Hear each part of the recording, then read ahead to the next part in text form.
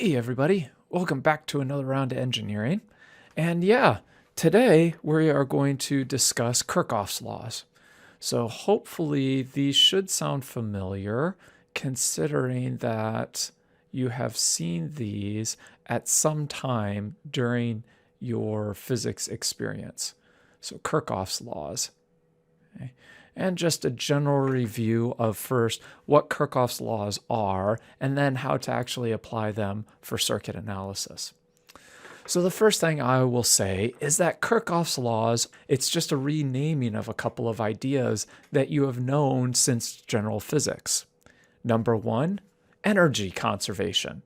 So I say energy conservation, G conservation.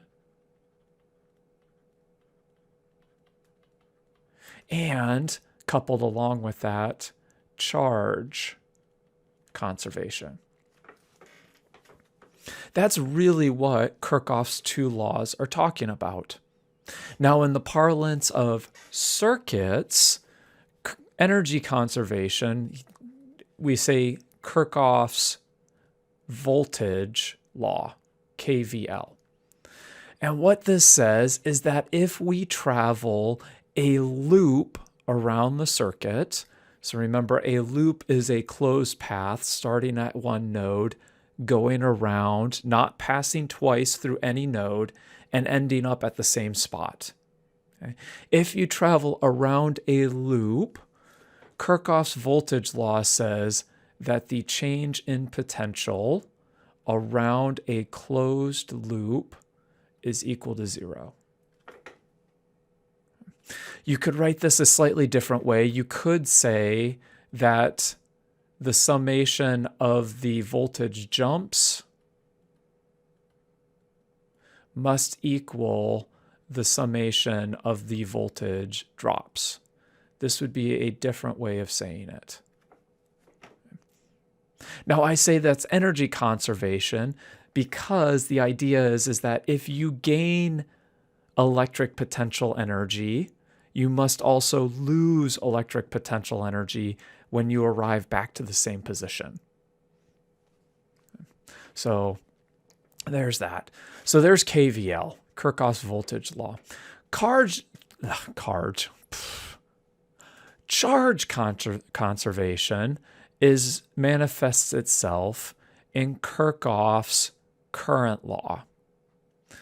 Now, I'm using these abbreviations. You will see these popping up all over the place, not only in my videos, but in the general field as well. Rather than saying Kirchhoff's voltage law, Kirchhoff's current law, you'll usually hear it just KVL KCL. Rolls off the tongue. Okay.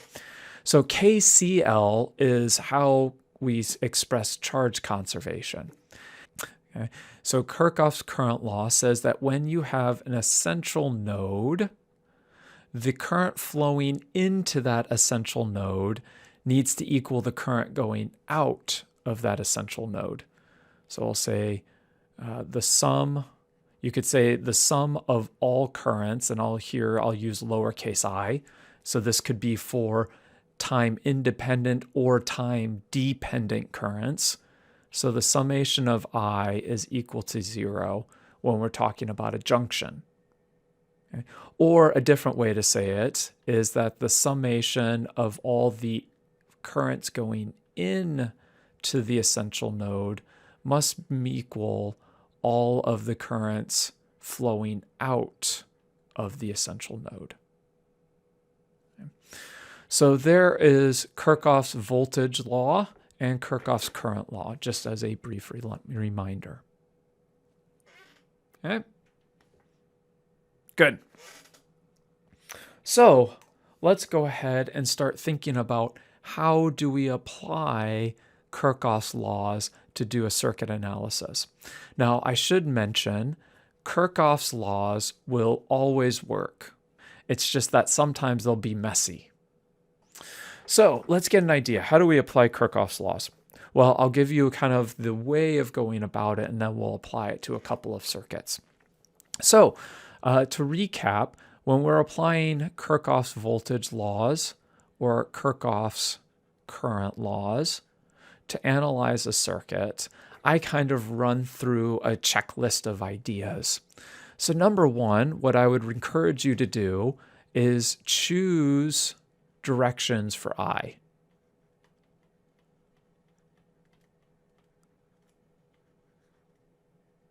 I's. Okay. And again, I'll write it just in the generic time-dependent manner. This could also be the time-independent ones, capital I's. Okay.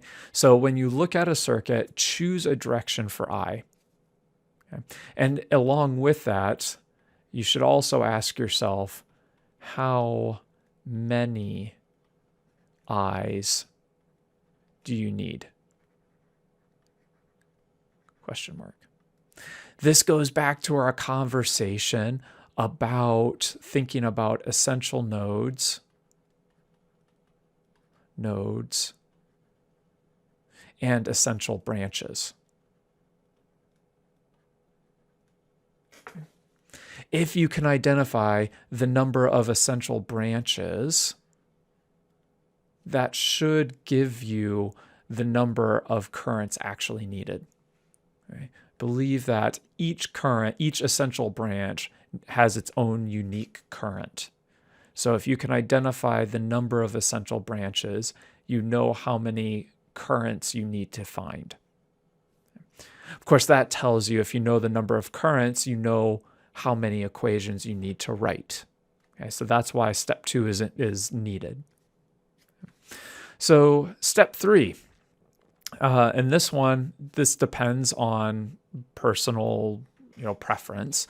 But step 3, I say, is that once you've chosen the direction of your currents, what I encourage you to do is label the high and low potential sides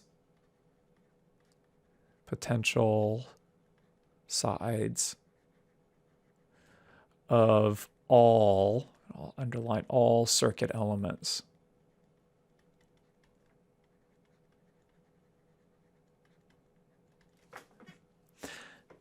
So something like a battery, it already tells you what's the high and the low sides. Remember, the long bar is the high side, the short bar is the low side. For something like a resistor, we don't know which side is the high and low side until we put in something like the current direction. If you speculate that the current is going from left to right, now we have an idea about which side is the high side of the resistor and which side is the low side. So that's why it's important to make sure that you do step 1 before you do step 3, right? Without having some idea about which way the currents are flowing, you can't label the high and low sides of resistors, for example. Now, you're probably already thinking it, not to worry. You say, well, what happens if I choose the wrong direction for a current? That is fine. If you choose the incorrect direction for the current and you stay consistent through your entire derivation, at the end of the day, you will obtain that the current is less than 0. Okay. All that means is that the magnitude of the current is correct. You just chose the wrong direction. So if you stay consistent through the entire derivation with your choice, and you do the mathematics correctly, you will end up with a negative sign if you chose the wrong direction. And so all that means is, okay, flip the direction at the end. Okay. So don't worry, don't spend too much time on this first step. Now, yes, there are some reasonable expectations. If you see a battery, it's probably good to choose the current flowing from the high side of the battery. You don't need to. The math will protect you at the end of the day. Okay? So after we have all of our circuit elements labeled, okay, now what I would encourage you to do is we're going to apply KVL and KCL. And specifically, because the equations come out a lot easier, a lot simpler, if you will, less writing, what I would encourage you to do is, first of all, apply Kirchhoff's current law. Okay? And you can apply that NE minus 1 times.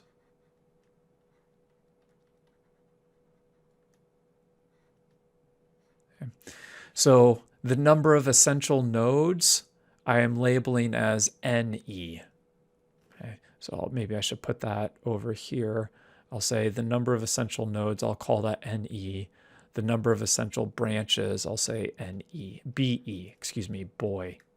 Okay. So I would encourage you, because the equations are simpler to write, they don't have resistors or any of this extra GAC in it, I would encourage you to try to apply KCL, and that will give you NE minus 1 equations. Then, after that, go ahead and apply KVL. Okay. And if you have B essential branches, which also equals the number of equations you need, and you have already written down NE minus 1 equations, then the number of essential branches minus the number of essential nodes minus 1 are the remaining number of equations that you need to apply. Okay, so this is just a fancy way of writing how many equations, how many times you have to apply KVL. And then 6 would be solve. Solve by whatever manner you find the most convenient. Now, that relates to the previous material that we have talked about, namely the idea of forming matrices, doing matrix inversions. That's where this will come back into play when we're trying to solve Kirchhoff's current law and Kirchhoff's voltage law. Okay? Well, let's get some ideas. Okay. So we'll start out simplistic and we'll slowly build our way up. In fact, I imagine that we'll just do some shorter derivations for this one, and then the next video we'll have some more examples. That would be my expectation. So let's go ahead. Let's start off with, and I've chosen this partially for its simplicity and partially because it is a helpful circuit that we'll later use. Okay. So let's go ahead and first of all analyze this circuit using KVL and KCL. So I'll say here's resistor 1, here's resistor 2, and I've got some potential source here. I've drawn it in as a battery. So let's go ahead and first of all, I'll do it in green here. Let's go ahead and do steps 1 and 2. Let's choose a direction for the current, and at the same time, we'll sit and think about how many currents do I need to specify for this circuit. So first one, I have the high side of the battery, so I will go ahead and specify a current, and I'll draw it going like this. Since it's a battery, does the current depend on time or is it independent of time? It's independent, okay? So the potential source is constant. The resistor values are constant. The resulting current is going to be constant. Okay. Now, let's ask ourselves, how many essential nodes does this circuit have? So go ahead, ask yourself, number of essential nodes.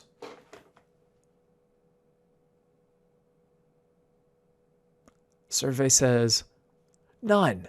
There are 0 essential nodes in this circuit. At no point along this circuit are there 3 or more wires connecting. So for this circuit, there are 0 essential nodes. And so you could ask yourself, well, how many essential branches do I have? If there are 0 essential nodes, how many essential branches do I have? Also 0. Remember, an essential branch is a path leading between 2 essential nodes.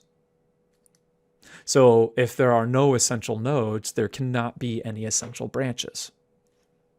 Okay, now that I have the direction of my current, what we can next do is that I'm going to label the high and low sides of each of my circuit elements.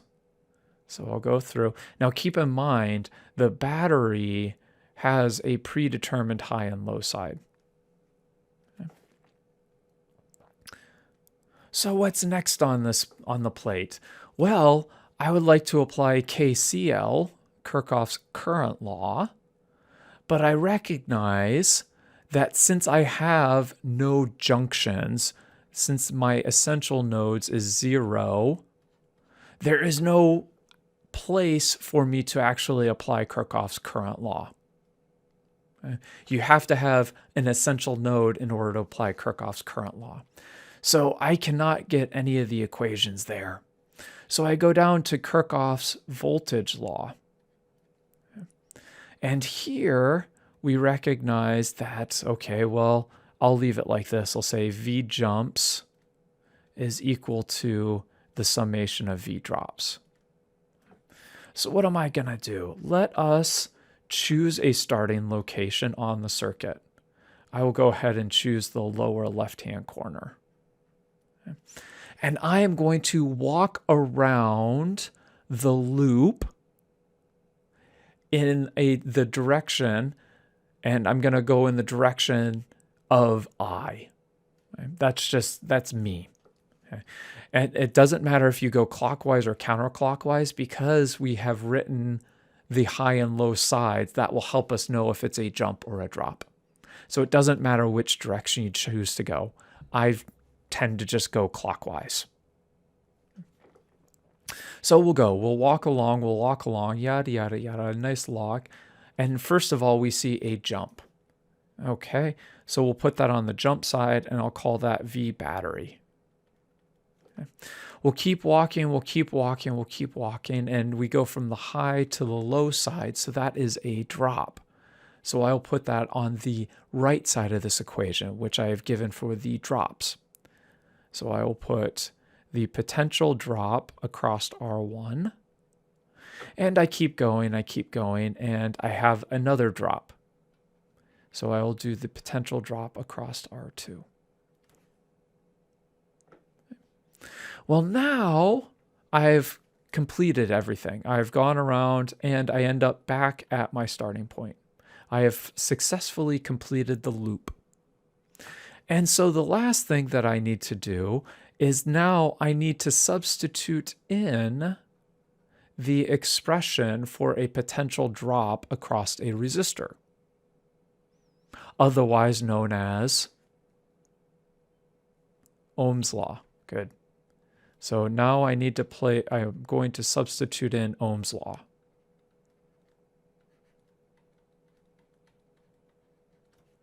Now, most of the time, I admit, most of the time you'll just write Ohm's law in straight away. You won't do this interceding step. I am doing this for completeness. So you'd have something like I times R1 plus I times R2. And so at the end of the day, we have an expression from Kirchhoff's laws that tells us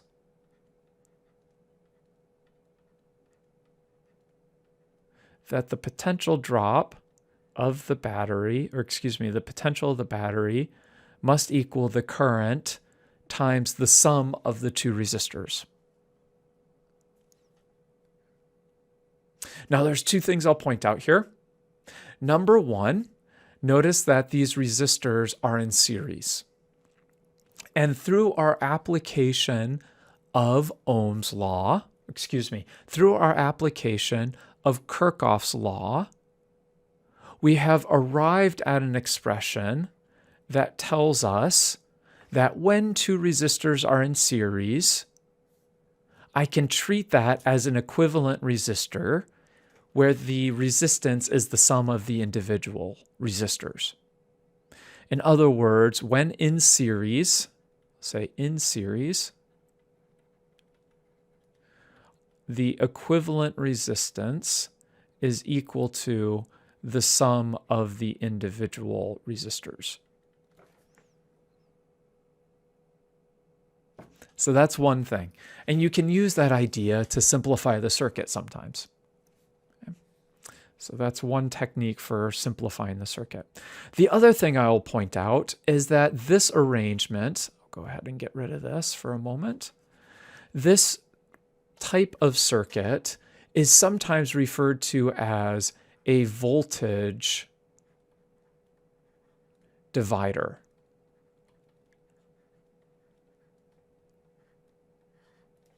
Now, why is that? Well, based on our choice of R1 and R2, we can make sure we can tune the voltage drop across, for example, R2 to be a specified amount. How do we do that? Well, we notice that the current in our circuit, go ahead and I'll solve this. The current in the circuit at the end of the day is the potential of the battery divided by the total resistance of the circuit. That means if I want the potential drop across R2, I'll go ahead and write that in. The potential drop across R2 is the current. So I'll write down the current times the resistance.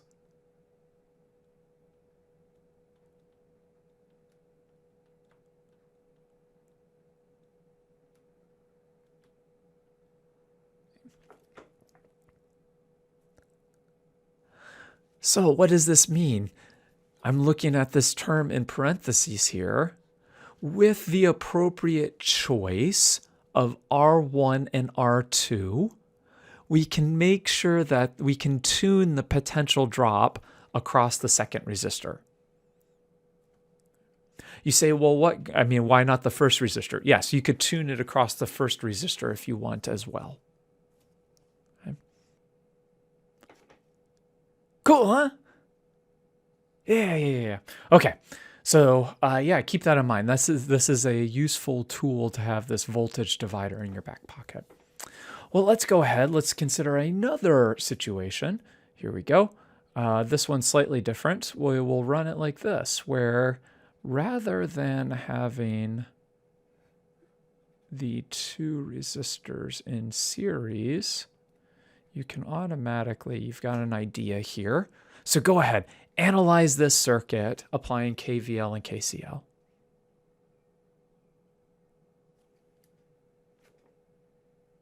You got it?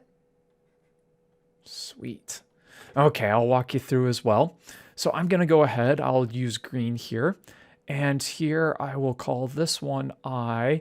Now we notice that we have two essential nodes, right? We have one up at the top. We have one here. And incidentally, I tend to circle the intersection point. Okay? But please remember, these wires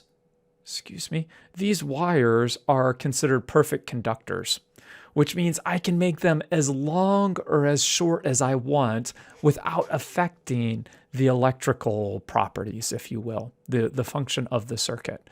This wire is drawn simply for convenience. Okay. So even though I tend to circle the intersection point right here, okay, that technically I could move it. I could make it look weird and it would still be the same circuit. Okay. So let me give you a little idea about that. So I tend to draw it so the intersection point's the same location, but I could have very easily done something like this, where, okay, here is resistor 1, R1, and maybe I do something goofy like this, where I have resistor 2 coming over here. In fact, I'll connect it right there, R2. Okay. These two circuits, although they look dramatically different, from the point of view of circuit analysis, these two are exactly the same. Okay.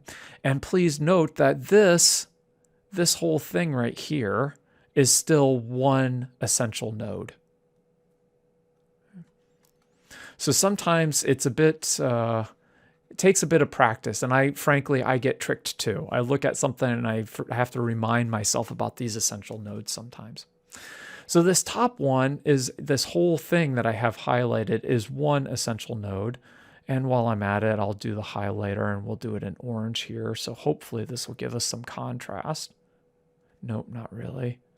Let's do it in green. Well, no wonder I didn't actually highlight the orange. There we go. Let's do it in orange. Okay, that gives us a contrast. This whole thing is a second essential node. So I'm already running through the first three, but let's get some eyes in here. So I have one current coming from the battery, and my how I usually do it is that I try to label my current based off of the resistors. So I'm going to label this current that goes through the rightmost branch I2 because it goes through resistor 2. That's just me, and sometimes it's not possible to do that, but I try to do that as much as possible just to keep my variables straight. So I know that current 1 goes through resistor 1. So there's my currents, and based on that arbitrary choice, this is the high side. I'll go through and label the high and low sides, the high and the low sides. Now, because I actually have essential nodes, we've labeled them, we have 2 essential nodes. And how many essential branches? 3. Okay. 3. And we see that I need, okay, so that simplified case, it doesn't work, but in more complicated cases, we see that because I have 3 essential branches, I have 3 equations that I need. So let's go ahead now. Let's go through and apply KCL. Oops. We'll apply KCL. That's the first one I'm going to do. And we can do that n minus 1 times. So n is 2, which means we can apply KCL exactly 1 time. Well, doesn't matter which one we do. If we apply it to the top node, the one I've highlighted in yellow, or if I apply it to the bottom one, we'll get the same equation. So I will get I is equal to I1 plus I2. Now we'll have to still apply KVL 2 more times. Say 2 more, well, we need 3 total, and I've gotten 1 so far. So we need 2 more. I'll go ahead and use the rightmost mesh, and then I will use the leftmost mesh. Okay, so now be careful. Remember, there's a difference between a loop and a mesh. Namely, a mesh is a specific type of loop. Okay? If you're into the Venn diagram kind of stuff, of all the possible loops, okay, possible, meshes are a subset. If you prefer that visualization. So we'll apply KVL, excuse me. I'll do the rightmost mesh and I'll go clockwise. So I'm going to start here in the, let's do cyan. I will start here in the bottom left-hand side, right here. And I'm going to walk clockwise. That's the tendency I tend to do. Okay. So if I'm walking clockwise around that mesh, I first encounter a jump across R1. So I'll put I1, R1. I keep walking around, and I experience a drop across R2. So that's the other side of the equation. I'll put I2, R2. And then I keep walking, and I return back to the same spot. I am done. How about the leftmost mesh? I'll again start in the lower left-hand corner. And I will go ahead and walk around, walking. I get a jump across the battery. So that's the left-hand side. I'll call that VBAT. And I apologize, I forgot to label those.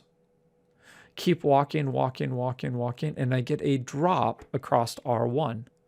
So that's the other side of the equation. I'll put I1, R1.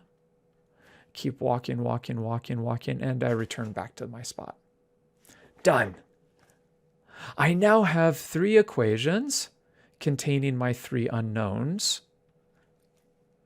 We can now sub and solve. Okay.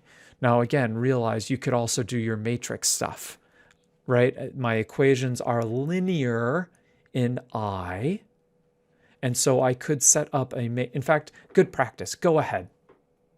Set it up real fast in terms of variables. You got it? Good, good, good. So let me get rid of this. You'll have to first of all write these in standard form. In other words, get all of the variables onto one hand side and all the constants, if applicable, onto the other.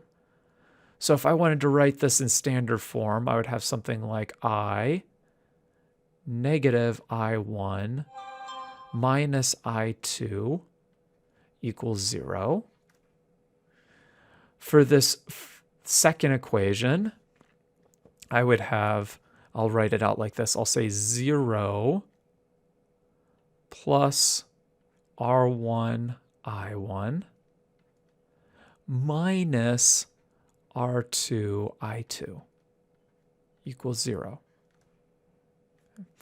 And then third one, okay, well, the third one is already in standard form. I'll put 0 plus R1 I1 plus 0 equals VBAT. And I've just stuck in these extra zeros because you can kind of see that 3 by 3 matrix when I put in those extra zeros. So if we wanted to write this as a matrix equation, I'll go ahead and write that down since you've already got it. We would have 1, negative 1, negative 1. We would have 0, R1, R2, the negative sign. And then we would have 0, R1, 0. So there is now my coefficient matrix. I have my variable matrix, I1, I2. And then I have that last matrix, which I refer to as B, 0, 0, and the potential of the battery. And we'll close that off. Okay. Now that's about as far as you can get in terms of doing it in terms of matrices. Now we could invert it, but if we're inverting with variables, it can get kind of messy really fast. MATLAB can actually invert in terms of variables. Okay. Let's go ahead and do this one by hand. Okay, so that's good practice. Let's go ahead and do this one by hand. And we can see that the third equation, so I'll go ahead, let me pause and write this down on the next page. Okay, so I've written these down, and we can see that that third equation is just screaming for us to solve it right away. Right here. Okay. So we have something that says I1 is equal to the potential of the battery divided by R1. Well, if we have that, then we immediately can go to the second equation. Okay. And we see that we have something that says V battery equals I2. V battery equals I2 times R2. In other words, I take this and the third equation and I substitute it into the second one. Alternatively, we could have arrived at that equation by simply considering the outside loop rather than the rightmost mesh. So from that, we get something that says I2 equals the potential of the battery divided by R2. And so if we take both of those results and we plug it into the top, you get the final current from the battery. Something like the final current is equal to the battery 1 over R1 plus 1 over R2. Right? Right? I've just taken the common term and pulled it out. Of course, if we want this to be kind of like in Ohm's law form, potential equals current times something, okay, we would simply move this portion to the other side. In other words, and I'll write this down, I would have something like the potential of the battery, Ohm's law, potential is equal to current times some constant of proportionality, which is what we refer to as the resistance.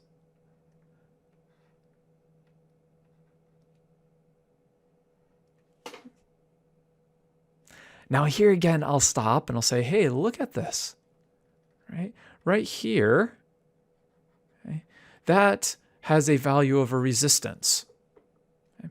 If I were to take that whole circuit and just simply rewrite this as some resistance, which I will call the equivalent resistance, we see that the equivalent resistance is defined as, and this is in parallel, the equivalent resistance is simply the summation of the individual resistances in inverse. And it depends on where you want it. I guess we'll say it's the inverse of the sum of the inverses. And hopefully that should ring some bells from 185, 186, from your general physics classes. Resistors in series, add. Resistances in parallel, add in inverse, and then you take the inverse. So those pop out from Kirchhoff's voltage laws. Now there is something interesting. One last byline. There is something interesting about this circuit where you have two resistors in parallel, okay, R1 and R2.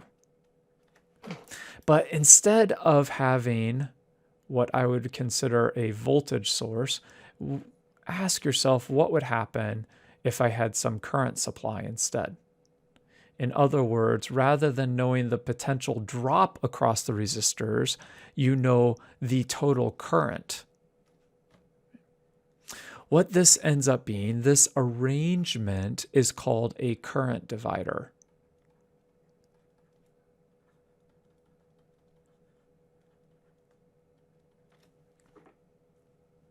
And in fact, we could go ahead and analyze the current divider. Good third problem. Go ahead, take a moment, analyze the current divider, and get me an expression for the current flowing through I1 and the current flowing through resistor 2 if you know the current coming from the source. Got it?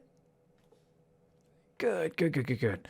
Well, let's go ahead. I will start by drawing the direction. So the current supply tells us the direction of the current coming from the source. And I'll go ahead and choose I1 to be going down and I2 to also be going down.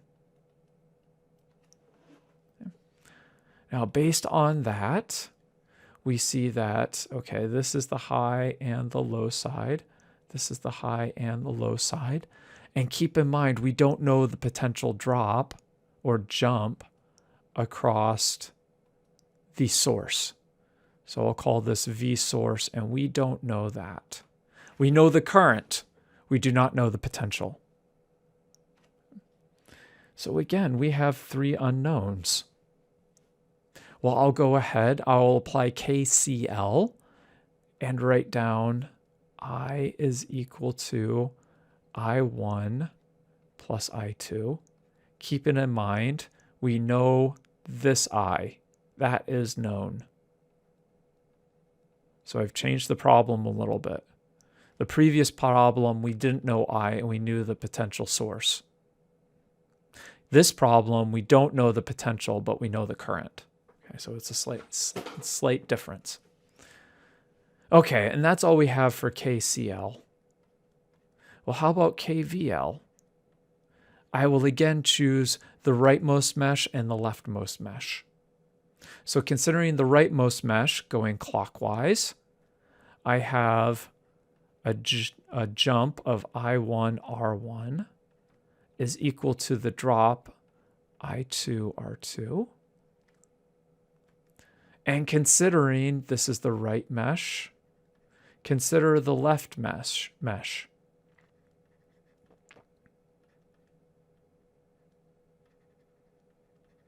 I have something that says, okay, the jump of the source, V source, and I keep going around, equals the drop I1 R1.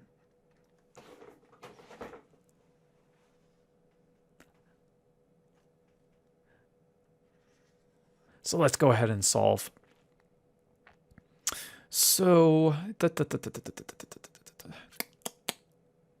I guess what I will do is solve for the source potential. So I'll solve for the source potential, and once I have the source potential, then I'll go back and solve for I1 and I2. So I'll take the third equation, and I can write that the source divided by R1 is equal to current 1. Okay, that comes from the third equation. I will now substitute the third equation into the second equation. So here's 1. I will now substitute the third equation into the second equation, and I get V source is equal to I2 R2, which tells me that V source divided by R2 is equal to I2. So again, we still see that equivalent resistance idea popping out again. And now I will take these two results that I have boxed and plug it into the first equation. And again, keeping in mind, this will tell me what the value of the source potential is. So when I take those two and plug it in, I get something that says the current coming from the source is the drop or the jump across the source with these two resistances. Now the I is the known, so I get something that says, I don't like compound fractions, so I'll get rid of that. I have something that says I is equal to V source R1 plus R2, that's ugly, over R1 times R2. So at the end of the day, squiggly line, I have something that says V source is equal to R1 times R2 over R1 plus R2 times the current, I. So let's box that.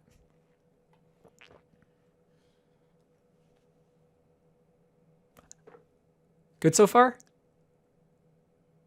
Now let's go ahead and find what the current flowing through I1 and, I1, let's find the current I1 and the current I2. Well, we had something that said I1 is equal to the source divided by R1. And so we have the idea that the source is R1, R2 over R1 plus R2 times the current, and then we have to divide that by R1. Oh, goody, goody. See here, R1 cancels the R1, and I get something that says the current flowing through resistor 1 is equal to resistor 2 divided by resistor 1 plus resistor 2 times the total current. And in fact, you could find the same thing. I2 is going to be equal to R1 over R1 plus R2 times I. So again, this is the idea, is by appropriately choosing R1 and R2, you can divide out the current in a manner that you want. So that's why this arrangement where you have a current supply, constant current, coupled with resistors in parallel, R1 and R2. This is often referred to as a current divider.